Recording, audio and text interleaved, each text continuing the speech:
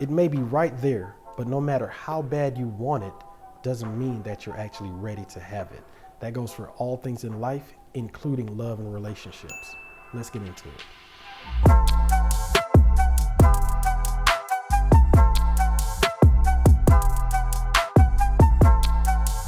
What up, y'all? I'm Christopher Markland, and welcome to my review of episode 12 of season 5 of Ready to Love. This is the final episode of the season. Well, technically it is if you don't count the reunion show that's going to be coming in a couple weeks, or next week I should say. But anyway, as I've done with every episode that I have reviewed, I don't just talk about the show, meaning line for line, scene for scene, they did this. Now, instead, I use the situations on the show, the people on the show, as examples to demonstrate certain things that you can do or things to look for when it comes to relationships, to love, to marriage, all that good stuff. So if you like how I've been doing it, please make sure you hit the like button, subscribe to this channel, and hey, tell somebody, share with your friends, let them know.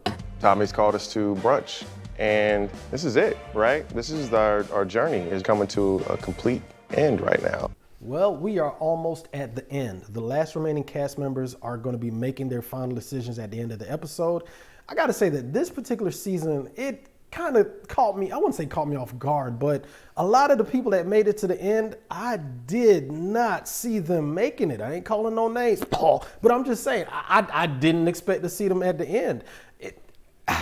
I know that, this is part of the show and that, it's unpredictable. That's a reality show by definition. However, this season with the cast that we started with, and now here we are at the end, yeah, I didn't see a lot of this happening.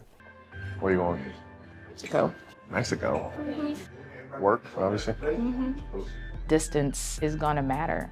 If we're doing this, we're hopping into a long distance relationship like off the jump. And Clifton may find it to be a challenge. It's gonna be difficult for both of us. Man, I have never been a fan of long distance relationships. Now I get it, technology has made them a lot easier, a lot more manageable, because back in the day, the only thing you had was a phone call, but now, especially when Skype came on the scene, y'all remember this? Yo, you talk about fumbling the bag. Skype was winning. They just gave up the thing to Zoom. But anyway, now you have Zoom, you have FaceTime, and the fact that you can fly damn near cross country if you want to catch a Spirit flight for about $20. Now, you might be riding in a lawn chair, but at least you'll get there safely. But the bottom line is, it's difficult to have for me anyway, long distance relationships are just difficult, especially if you are just starting out getting to know the person. That's when you got to put in the most work. That's when you really, both y'all have to be in tune and intentional. So for me, long distance relationships don't work, but hey, y'all let me know, do they work for y'all? I do have to acknowledge that Demetrius and Sabrina have ended their journeys, so we down to 6. Why, Demetrius, don't go. Sabrina, I really don't care. Y'all, I be trying to like that woman, but it's just something about, maybe that's just her sense of humor. Maybe it just, doesn't translate well across the camera. I don't know what it is. But anyway, this season, we've seen more self-eliminations than probably a lot of the other seasons combined.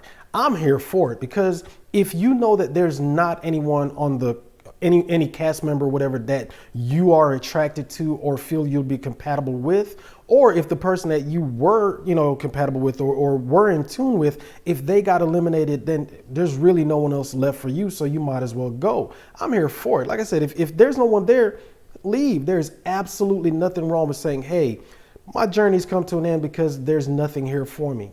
Nothing wrong with that. I pray that you all have all taken a long stare in the mirror and discovered you are worthy to be loved, and you are capable of loving. That one hit home right there, Tommy. Like, I deserve the type of love that I've been waiting for. I've been patiently waiting for it, and I'm not gonna settle now. I advocate heavy for therapy, because I know that if you want to work on your relationships both in the present and in the future, you have got to put in the work to deal with the relationships of your past. I don't care if it's a relationship between you and your parents, you and your siblings, you and prior, love relationship, girlfriend, boyfriend, whatever the case may be. You have got to deal with those past relationships before you can move forward. And one of the reasons why is what she just said right there. If you don't think that you are worthy of having the kind of love and relationship that you want, meaning you want someone to treat you a certain way. If you do not feel like you are worthy of that, then you're not going to be expecting it. You're not going to be there for it. You're not going to be ready to receive it, because if someone tries to hand it to you, the perfect person came into your life and said, hey, I am here for you, you're going to be like, no, this can't be real because I don't deserve that. That's what therapy is about. That's why I'm here. Every review, every show that I do, every person I encounter, if you want to have those strong, solid, healthy relationships moving forward, you have got to address the things that happened in your past. I want you to meet him. I want you to ask him questions, and hopefully you guys can weigh in on if I want to continue the journey with him and maybe be my boyfriend and maybe be my partner and maybe be my fiance and my husband. Whenever Carmen starts talking about the more serious aspects of a relationship, meaning entering into a husband, wife, girlfriend, boyfriend type situation, she always makes those little jokes or tries to diminish it in some kind of way.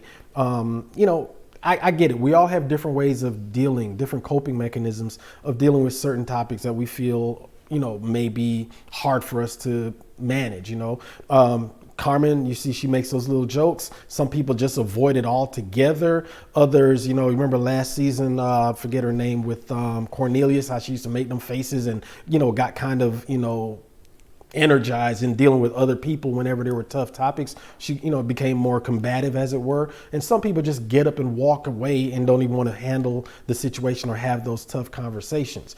Whatever you do, or like in Carmen's case, making the jokes, that's not going to change it. You still are going to have them tough conversations. And there are certain things, especially if you're getting into a relationship, that you are just going to have to address in a mature way. I'm a big fan of first impressions, especially when it comes to family, because families talk. So if they don't like you, they will let everyone know. So I want to make sure I make a good impression. Oh, now you done start off, you got about 100 points right now. Oh, good. There you go. Well, good. Our society has gotten to be really less formal, over time. Now, I get it. We're not living in the era of Bridgerton and all that, which, by the way, y'all, I don't care what y'all say, season number 2 was actually pretty good. I enjoyed it. Now, it was more, there's a lot of things that were, what they call them, chick flicks, but, I enjoyed it. But anyway, there's certain things that even though our society is a lot more casual, a lot less formal than it used to be, there are still certain things that hold true.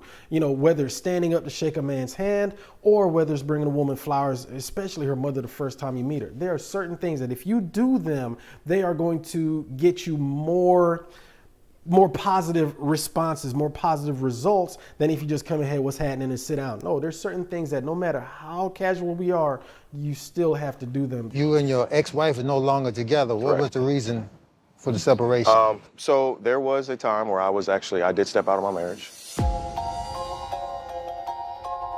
Ooh, baby. Let me take a drink for you, Donovan. If you didn't want one, I'm gonna take it for you. This is a damned if you do, damned if you don't situation.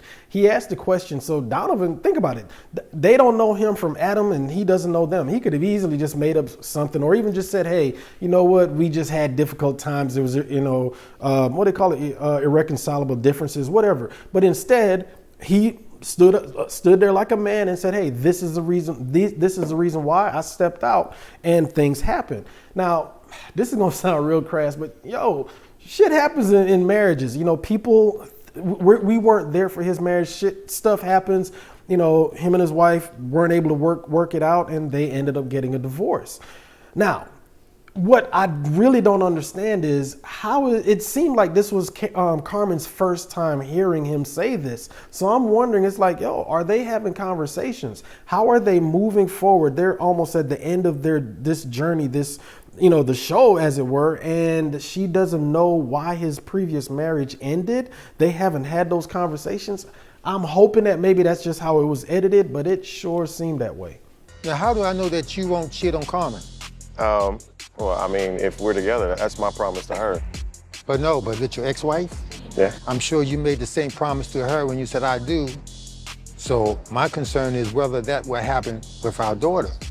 Those are all valid questions, each and every last one of them. And I appreciate the fact that, you know, her dad is on point asking the questions that need to be answered. However, just like I said earlier, things happen in a marriage. However, if you do something one time, you can call that a mistake. If you do it 2 times, yeah, that's a choice. But if you do the same thing multiple times, then hell yeah, that is a true problem. And it's also an indicator of the kind of character that, you know, Donovan has. So I appreciate the fact that not only did the dad ask the question, but Donovan gave some real serious answers, you know, thought out answers to those questions. As long as we are in the communication together, as long as we have that trust, there's no reason for me to break that trust. There were underlying issues with my marriage that led up to that, you know, for that to happen. I'm a little nervous. It's not something I'm proud of, but it is something that happened, and I do take full responsibility for it. And hopefully they can see that I'm being upfront and forthright with them. In some situations, especially the ones involving your past where you can't change anything anyway because you did what you did for whatever your reasons or motivations were at the time, there isn't anything you can do in the present except say, look, this is what I did. And then you be forthright, you be honest, and you say, look, this is what I did. It wasn't the right thing to do. I shouldn't have, you know, just you own up to your actions. You own up to the decisions that you made. Again, though, I'm wondering, is this the first time that Carmen has heard this man say what he did in his previous marriage and, you know, why that marriage failed? And for that matter, did he have that conversation with Sabrina as well? Because listening to him now, I don't know how you can say, well, he hasn't dealt with his previous relationship, because listening to the dude, hey, it's like, yo, it happened. I messed up. The marriage is over. I'm moving forward. I don't see how that can be misunderstood. I learned a lot about Donovan today. I was concerned since he is admitting that he cheated on his ex-wife. But I feel he's serious about this journey with me. Again, is she just now knowing this stuff about this man? How can you build a future, a long-term future with someone when you don't even know their past? Are they having real serious conversations with each other? I get it. She likes the dude. You know, he makes her the butterflies in her stomach. He makes her feel tingly. Cool. But are they having real, serious, open, honest conversations about their future? And in order to build a future, you've got to have a foundation as far as the past. What did you do? What happened in those relationships? Where did you come from? What makes you you? What makes you tick? Why did you do what you did? And if you did those things, have you done the work in order to make sure they don't happen again? Are they having serious conversations, or is it all about tingly feelings? I am really confused at this point. I have seen your face smiling differently recently. I know, right? Okay. That face hurt.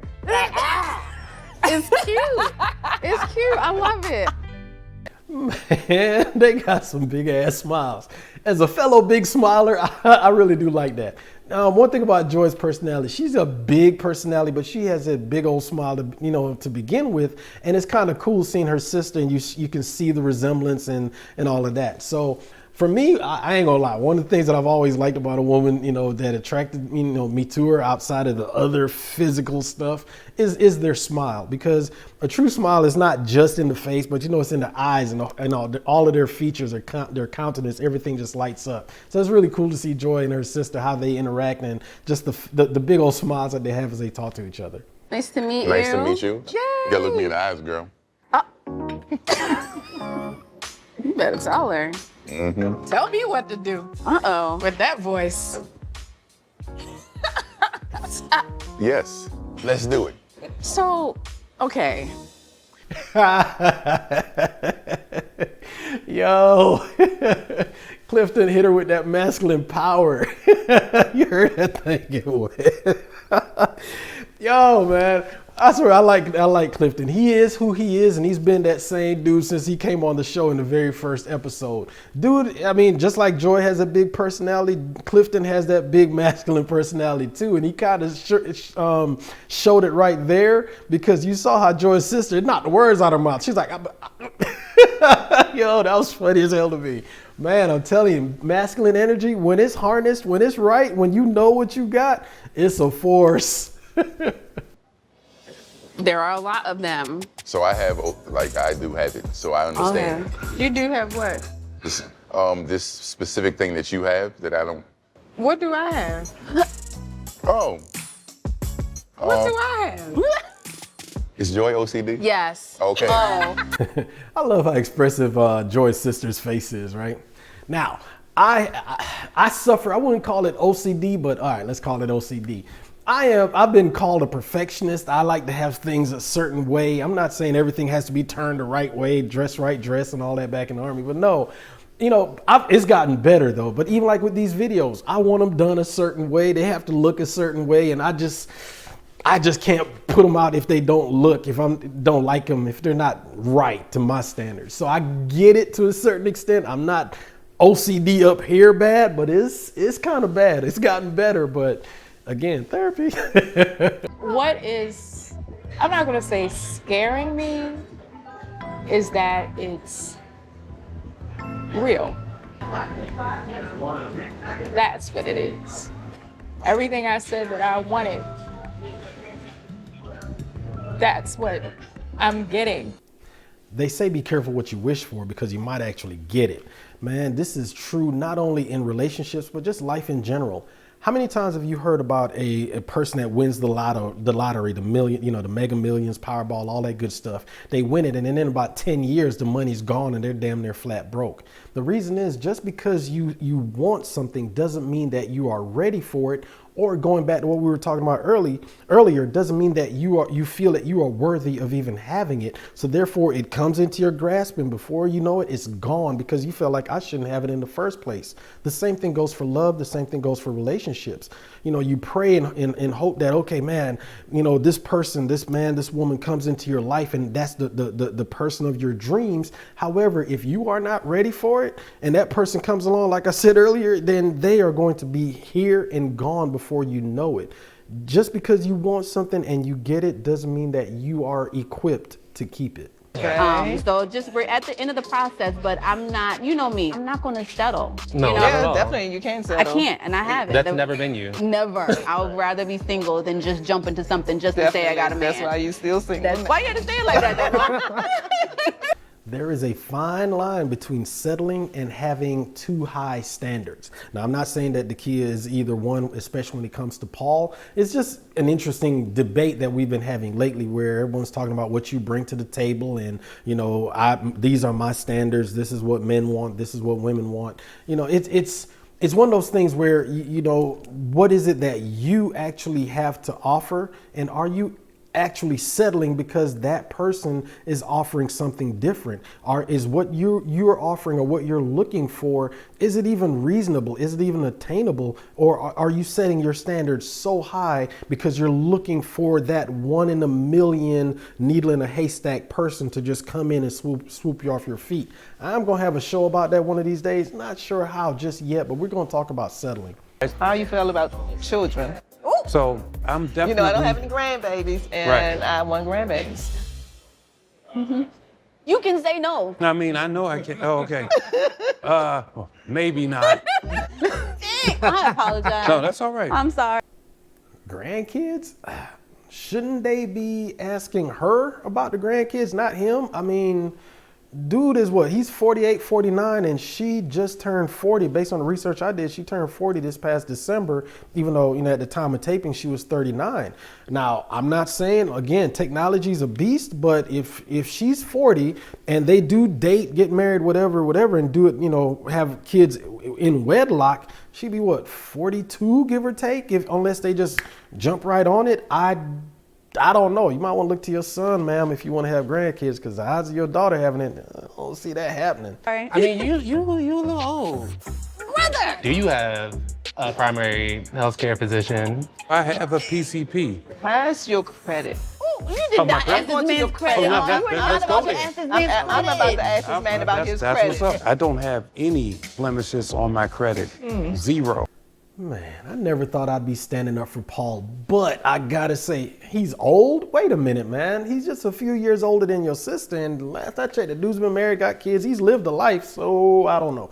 Anyway, not to say that she hasn't, but I'm just saying, it's just calling a dude old and asking him if he's got a I don't know, it's just something about that. There's a fine line between being thorough and being rude, and I get it. I know I talk about my big three all the time, but Wait a minute. That's Carmen's big three. My bad. The big three that I talk about is communication, sex, finances. I get it. You've got to have conversations about finances because they are important. However, I don't think that's for the family to be asking what's your credit score. It's none of your damn business. Now, it's between them all day. If Dakia and Paul want to have that conversation about finances, run it. But as far as anybody else outside of your direct relationship, man, get the hell on. So I have a question for you. Have you ever seen her in a relationship that you know she should bail out of and she still hangs in there? No. Okay, good. But it was coordinated. That's what I need to hear. Perfect. So we talked about this on the last episode of the CM show where the conversation was abandoned ship. Meaning, you know that you're in a situation, the relationship is sinking, but you stay with it until the very end. The next thing you know, you're drowning.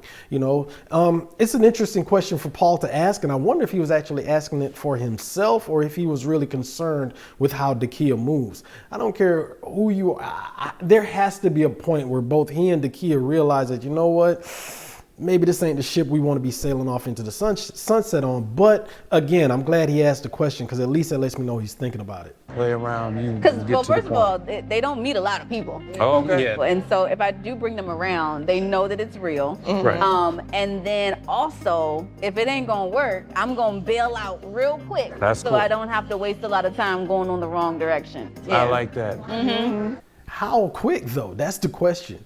I'm not one that's going to be like, hey, y'all better stick it out and ride it. No, man, if it ain't working, if you know that it is a sinking ship, then you need to bail out and get the hell on. However, there are going to be some times where you're going to hit some rough water, and instead of you jumping out and saying, I'm going to swim back to shore, you got to lace them up, get that oar, and you got to get the paddling until you get to smoother waters. There are going to be those times, and how quickly you bail out is going to dictate how quickly you can stay in the relationship. Now, I also say if you see red flags, then you need to address those red flags, be it a pet peeve all the way up to an outright disrespect, whatever the case may be.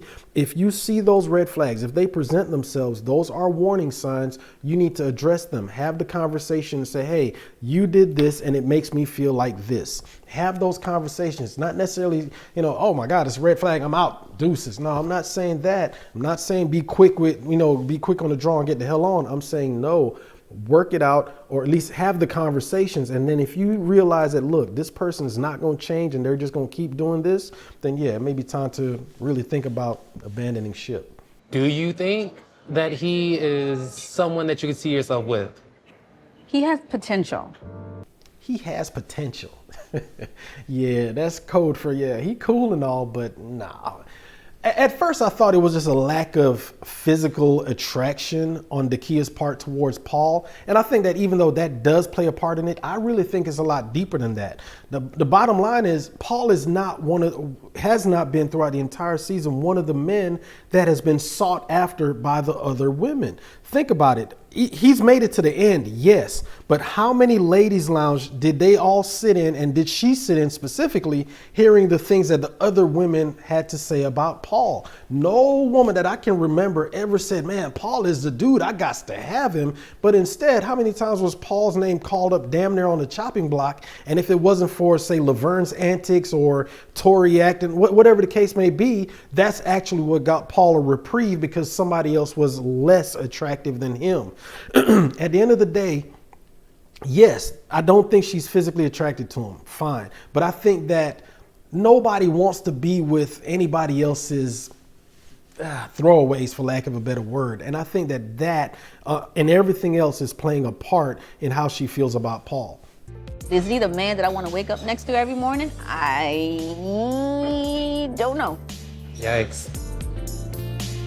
Yikes indeed. And this is why I think that Dakia's hesitancy is not just about a lack of physical attraction towards Paul.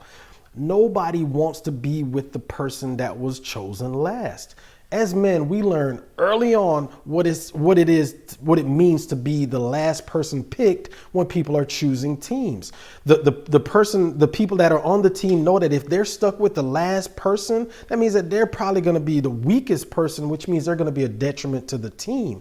Also, the person that's chosen last, they know good and well that they are the weakest link, and they approach it as such. The lack of confidence, the lack of skill, the lack of ability, it shows in how they move. Now, no matter how you want to spin, now unless you have a squad of all-stars to pick from, like right now, Golden State, their sixth man is Steph Curry. That means you got a damn all-star coming off the bench. Fine. If he's chosen last, shit, it's a winning squad anyway. It's a win. However, I don't think anybody, man or woman, especially Dakia right now, would say that Paul is a first-round draft pick. I don't care what his Equifax stat line may be. He is still not he is not a first-round draft pick, and that's just honestly, I think, why she feels the way she does. I mean, I want something that is forever. I have a lot to think about. I know that I'm open to Paul, and I know that we match up a lot. We definitely have some kind of connection, some kind of energy, and some kind of vibe. But is that enough to grow that spark into a full-on forest fire? And I need some flames. You know what? That sounds good and all, but nobody wants a forest fire. You can't control a forest fire, and you can't keep a forest fire going. In fact, people try to put them out. However, you do want to have that fire that burns within your home, meaning in your fireplace. And in order to keep that going, you have to feed it. You have to make sure that you got a steady supply of wood, a steady supply of fuel to keep that fire burning. And even if you're outside camping or whatever, and the fire comes up and it starts to rain, you're going to do everything you can to cover the fire, to protect the fire in order to keep it burning. I get it. You want to have those sparks. You want to have those flames. You want things to burn. You want it to smolder and simmer and all that other good stuff. It sounds good. However, you want to have a controlled burn that lasts a long time, not an intense fire that just sparks up and then dies out just as quick. Hello. Hi. How are you? I'm good. How are you? I'm good. Every time you walk in a room, I get all these goosebumps and on my neck. Every single time. Every time I watch this show, I still don't know for sure if Joy and Clifton really like each other, if there's really an attraction. Man, let me stop. Man, there is no denying how them two feel about each other, right? It's like every time they see each other, Joy gets that goofy ass, what she calls a giggle. She be laughing though. And then, Clifton, like he just said, he gets goosebumps, and the energy is there between them. It's palpable. You can see it. That right there is why we as fans, or I'll speak for myself, that's why I tune into the show every season at the beginning and every week, hoping to see black love manifest, to see a black man and a black woman see each other across the crowded room and work towards it. That is, we don't see that enough. And just to see it now, especially on the Oprah Winfrey Network, that's why I enjoy the show. There are times it's like, God damn, y'all, Cornelius. But anyway, those people come on, but every week I still tune in and try to watch it. She did have some concerns. Some concerns for us or some concerns about me? No, about us. About us, okay. Yeah. Okay. Definitely with the distance. I'm not even gonna lie, I can't sit here and act like that it's gonna be hunky-dory and I'm cool about it. There are no perfect people and there are no perfect situations. It's always gonna be something. It's gonna be ham, no burger, Kool-Aid, no sugar, cereal, no soy milk, because your boy is lactose intolerant. Anyway, I definitely feel what Clifton and Joy are going through. I get it, because it's like when you've been looking, think about it, each one of them, they're in their 40s. They've been looking for that special one, and now they found that person, and now life is gonna life. Something's gonna happen where now, instead of them just being able to ride off into the sunset together and start building that life together, instead they have to deal with another eventuality that life has to offer. Like I said, there are no perfect situations. All you can do is make the best of it. She's gonna be living in another country for a long period of time, half of a year. I know that's gonna be a huge concern. Distance either makes the heart grow fonder or it pushes you away. It bothers the out of me. Shit. Man, and that's why I can't do long distance relationships. It's hard enough just trying to maintain a relationship with somebody that lives on the other side of town, or even if they live in another part of the same state. But somebody in another country on the other side of the world, shit, that's a whole different ball game right there. Don't get me wrong. For me, if I think that I found the right person, then if she can't come here with me, then I'm just gonna have to go there with her. I might not be able to do it right away, but you best believe I'm coming for her. You would take the distance a little harder than I would. And I want you to be okay. Really? Yeah. I feel like it's hitting you now. It hasn't hit me yet. I like how empathetic Joy is in regards to Clifton's feelings. You know, even though they're both, trying to figure out how they're going to move forward regarding the whole moving thing, you can tell that she is concerned with how he is handling it, how he is feeling. I know that me personally, I have dropped the ball in this regard more times than I can count, where I am not empathetic towards my partner's feelings. My wife is trying to tell me something and I'm, you get caught up in your own feelings and it's like, you don't want to hear none of that now. It's tough. So I know that that's something that I am definitely working on, and just watching how Joy's moving right here, how she is, being very careful with Clifton's feelings and how, she's handling him in this moment. That you have to be empathetic. You have to understand. And even if you don't understand why they feel the way they feel, you have to be open and like I said, be empathetic to the fact that that's just how they feel, and you have to accept that. That's something, it's really good to see her do that. I will fight tooth and nail to maintain this. If anything happens in which the ball gets dropped, it won't be on my end. The strongest teams, the strongest units are the one where each person in the team, each person in the unit is doing their job to their very, very best. The old adage, a chain is only as strong as its weakest link, that applies to relationships too. That means that if each person in the relationship isn't doing their job, isn't doing what they're supposed to be doing, isn't upholding their end of the agreement and making sure that the relationship keeps going, then that relationship is destined to fail. It is doomed. So each person has to do what they need to do, and each person has to be able to do what they're able to do. That's why I talk about therapy. That's why I talk about, being the best version of yourself, so that way you can be the best, you can show up in the relationship in order to make sure the relationship keeps going. What kind of plan do you have? I can't tell you right now. I can show you them. Oh. Just be open to the process.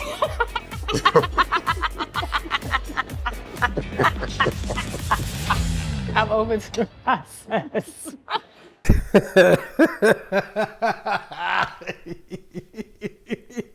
Open to the process.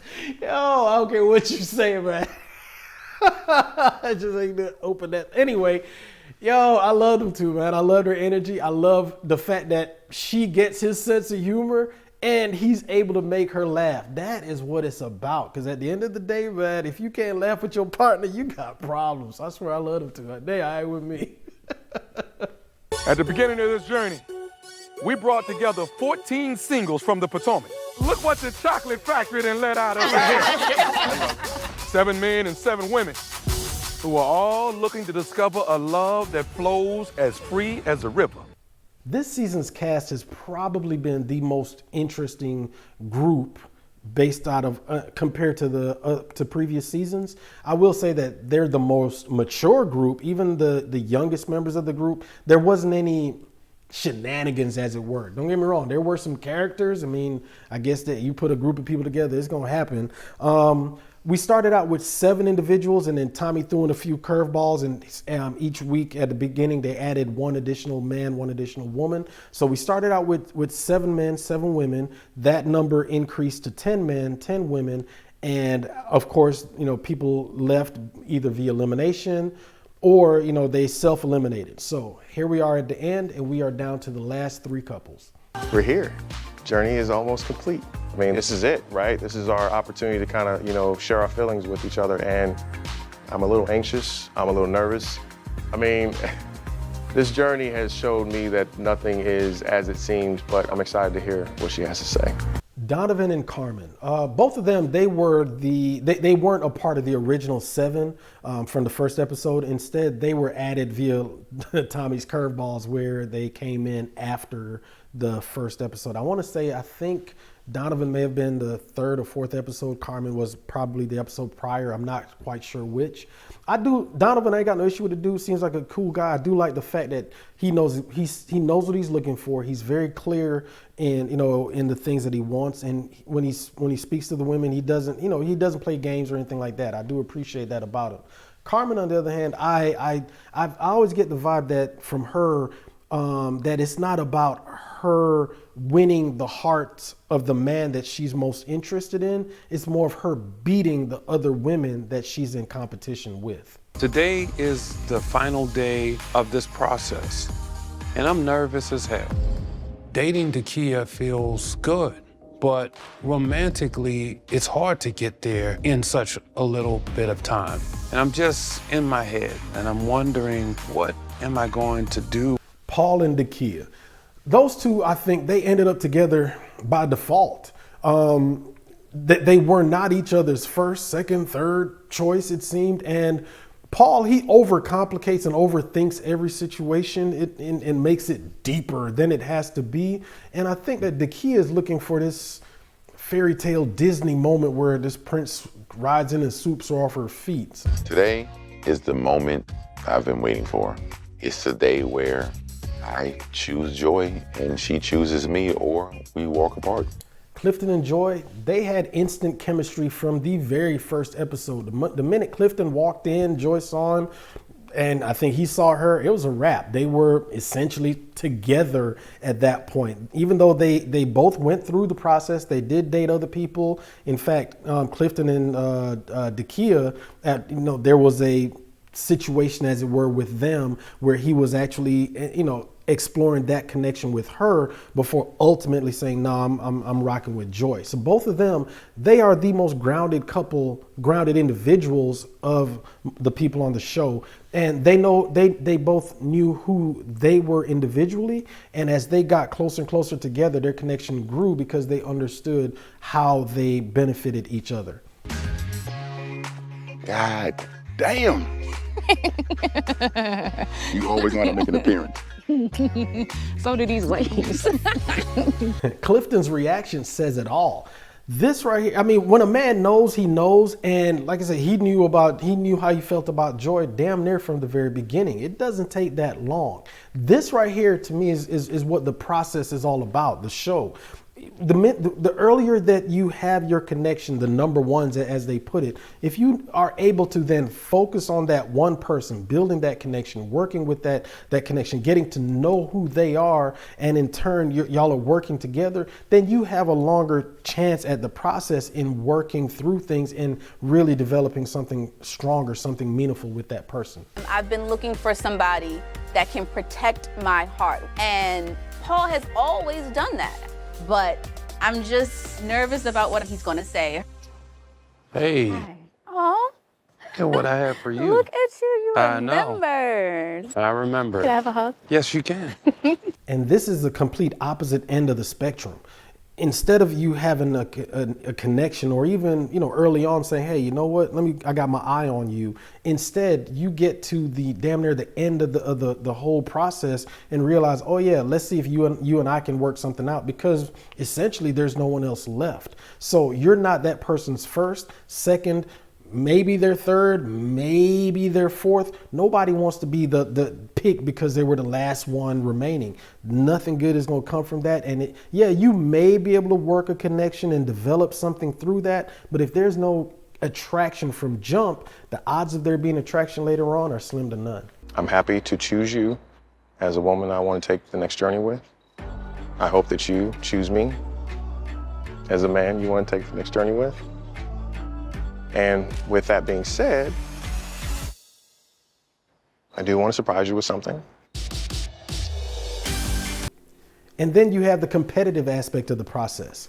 Now, essentially, it is a competition. It is you competing against 9 other people. If you're a man, you're going up against 9 other dudes. And if you're a woman, you're going up against 9 other ladies. So if you make it to the end, that means you won. So you're the last one standing, and therefore you get a prize. And hell, you might even get a trip, because at the end of the day, y'all are each other's trophies. The way you look at me, the way you touch me, just makes my heart flutter. And I choose you. And I definitely want to move forward, and I definitely want to go on a journey and a trip. So Donovan and Carmen, they both chose each other. At the end of the day, it doesn't really matter what your motivations are. If you end up with the person that you want to be with on this show, then there's really all that matters. They are both attracted to each other. They like different things about, the other person. And like I said, at the end of the day, that's all that matters. I'm choosing myself. Mm-hmm. And My thing is that sometimes just having things in common isn't enough. Right. If we were to commit right now, it would be on some shaky ground. Right, for sure. Right. Yep. I have to choose me. So Paul and Dakia made the mutual decisions to choose themselves. This to me makes the most sense because, again, they were not each other's first choice. And if they had done it just for the sake of the show and said, oh yeah, no, it would have been a disaster for both of them. There was no spark, there was no energy, there was no, they were just there. They're good for each other. There is a lot of compatibility. There's a lot of, good things there, but nothing that I could see, especially on the outside looking in, nothing that I could see that would warrant, thinking that there would be some long-term thing that would come out of this. If it's reciprocated and, and you can circle yes or no. But if you said no, then I'd have just been here homeless. So. No, okay, so I just. Yes. Clifton chose Joy. Surprise, surprise. I do like the creative way that he did it though, with the little signs. And of course, Joy chose him. I mean, no surprise there. These two, like I said, they've had their eye on each other since the very beginning. So it only makes sense for them to make it to the end. Now, they still have a lot of work ahead of them, especially when it comes to the long distance thing. I really am looking forward to not just the reunion show, but later down the line. Because I think from what Joy was saying, she's going to be over in Japan for 6 months. That's a long time. So I really am looking forward to see where they are a year from now, give or take. Life is what you make it. If you believe that you are deserving and worthy of love, you will receive it. That person that is for you will see it because you got it.